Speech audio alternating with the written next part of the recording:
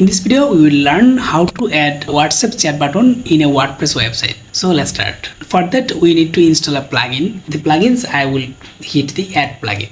And now in the search bar, I will search click to chat.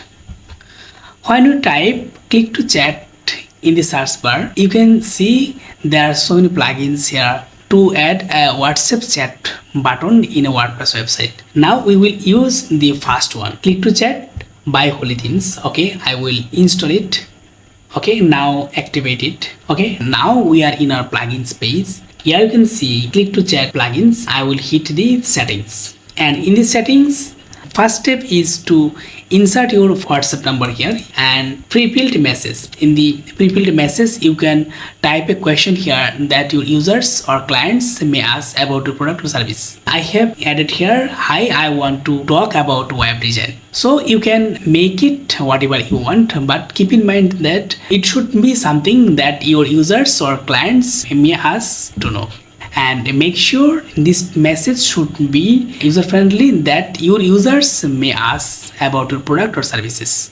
And next one is call to action. When you keep our mouse over the WhatsApp chat icon, what will be show here? And I have set it live chat. You can add whatever you want, live chat, message us, direct message, we are online, something like that, or talk today, something like that. Okay, now we can style here, style and position, where will be and how will be.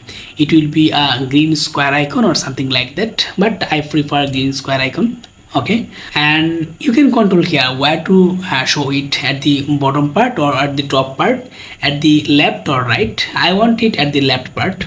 Okay, and there are so many settings here that you can choose how to work it. You can control it in the desktop version and mobile version also. In the desktop version, if you want to be opened in the new tab in the browser, you can show it. Or if you want to pop up here, to open a pop up here, you can choose pop up. Everything you can, or you can choose it same tab, that it will not open new tab here, but I want when my users click on it, they should be in a new tab.